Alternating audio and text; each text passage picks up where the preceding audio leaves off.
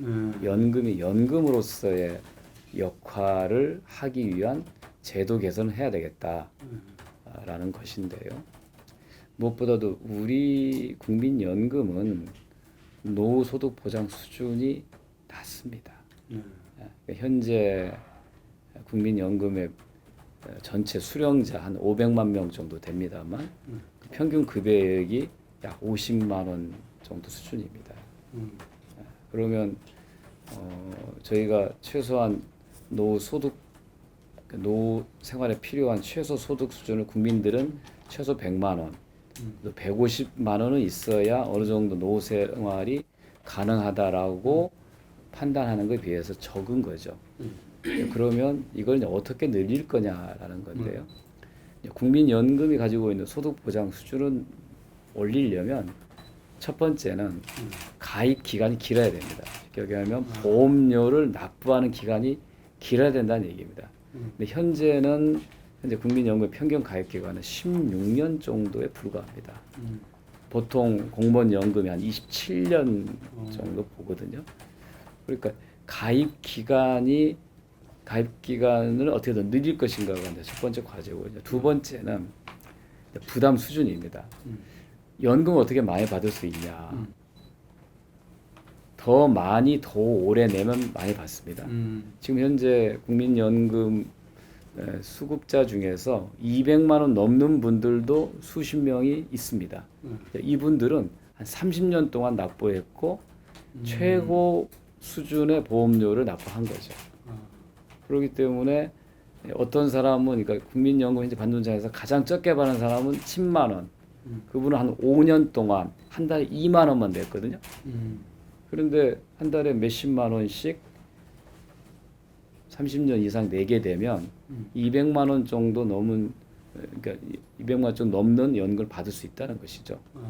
그래서 국민연금이 받는 금액이 적은 것은 상대적으로 부담률이 즉 보험료율이 적고 그다음에 내는 기간이 적기 때문이기 때문에 저희들은 보다 더 오랜 기간 낼 수 있도록 하는 게 첫 번째 과제고요. 또 하나는 현재 9%에 머물러 있는 이 부담 수준을 공무원 연금 수준 또는 유럽이나 선진국의 평균적인 수준으로 어떻게 올려갈 것인가에 대한 사회적 합의가 필요하다고 생각하고 있습니다.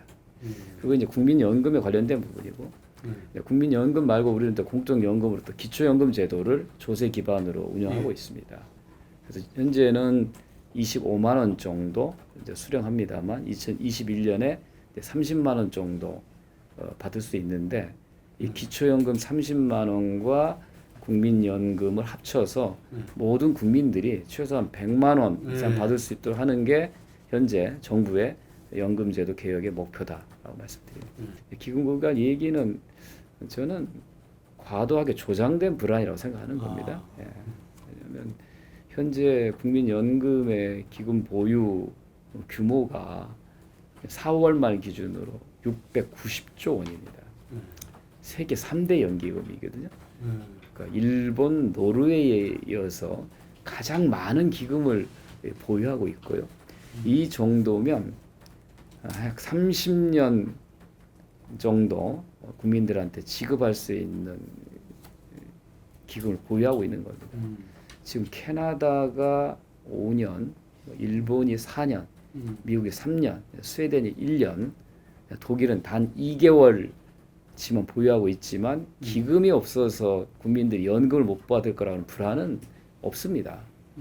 우리는 굉장히 많은 기금을 그것도 30년, 40년 지급할 기금을 쌓아놓고서 기금이 떨어져서 연금을 못 받을 거라고 하는 이 조장된 불안과 공포가 너무 과도해서 국민들이 노후 보장 수단을 국민연금에 의존해서 해결하지 못하고 자꾸 다른 데로 눈을 돌리게 만드는 거죠. 대표적인 경우에는 개인연금과 같은 그러니까 보험회사들이 운영하는 이런 그 보험 상품에 연금 상품에 눈을 돌리게 되고 또 주식이라든가 뭐 부동산과 같은 불안정한 재테크 수단에 자꾸 눈을 돌리는 거죠. 이것이 결국은 노후 불안을 낳는다고 보거든요. 그래서 저는 기금 소진에 대한 공포가 조장된 측면이 있다라고 저희는 판단하고 국민들이 정부와 국민연금공단을 믿고 내 노후를 국가가 운영하는 국민연금에 맡기는 게 가장 최선의 방법이라고 말씀드립니다. 이제 국민연금의 수익률을 바라볼 때 두 가지 관점이 있습니다. 하나는 단기 수익률이 아니라 장기 수익률이 중요하다는 것.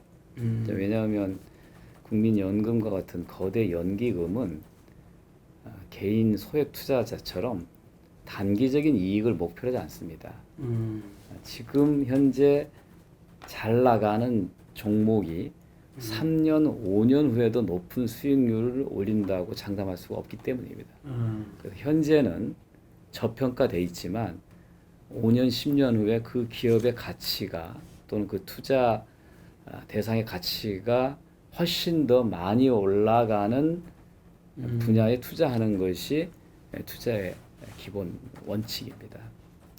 그래서 단기적인 수익률, 또 1년 단위 또는 월 단위로 발표하는 수익률 등락에 일희일비하면 장기 투자자로서의 자기 목표를 잃어버릴 수가 있습니다. 또 하나는 발표하는 수익률이라는 게 확정된 이익이나 확정된 손실이 아니라는 것입니다. 그러니까 매월 또 매년 장부상 평가를 해서 그거를 보고하는 것이지 그거를 팔아서 이익을 내거나 손해를 본 것이 아니라는 것입니다. 그래서 무슨 뭐 YG 엔터테인먼트 주식으로 뭐 200억 손해를 봤다고 하는 것은 그 시점에서의 평가 손실인 것이지 그거를 한참 몇 달 지나고 난 다음에 하면 그 수치는 또 변동하는 것입니다. 그래서 너무 그런 거에 일희일비 안 해야 된다라는 것이고요. 그다음에 작년에 그 마이너스 수익률을 놓고 보면 저희가 이제 마이너스 0.92%, 92% 금액으로는 한 5조 9천억 정도 손해를 봤는데요.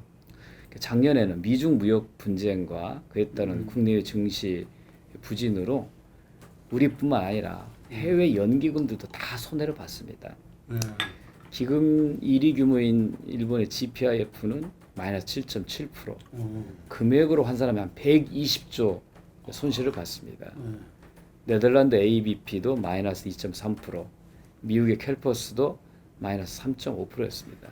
그러니까 상대적으로 글로벌 탑 5 연기금에 비교하면 저희들의 마이너스 정도는 가장 적은 거죠. 즉 선방했다라고 이야기할 수가 있습니다. 그래서 작년에 시장 상황에 따른 손실을 너무 과도하게 부각시키면 또 다른 국민들의 불안이 가중될 수 있다라고 하는 이런 말씀을 드리고요. 그 전에 2017년도에는 저희가 약 한 7.26% 금액으로 따지면 41조 원의 수익률을 올렸습니다. 또 현재 올해 들어서 4월까지 저희가 약 한 6.8%의 수익률과 금액으로 따지면 43조 원 정도의 이익을 내고 있습니다. 그래서 2017년부터 2019년 4월까지 다 포함하면 78조 원 가량의 수익을 내고 있습니다.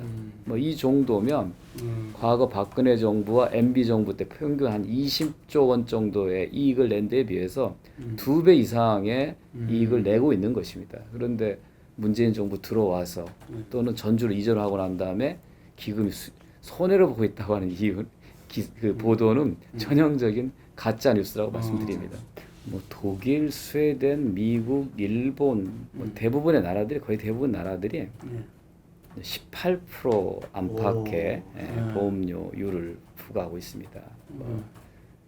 어느 곳은 15%, 어떤 거는 20%까지도 합니다만 평균적으로 18% 안팎 정도의 보험료를 부과하고 있습니다. 우리는 그냥 그 반절 정도라고 보시면 되죠.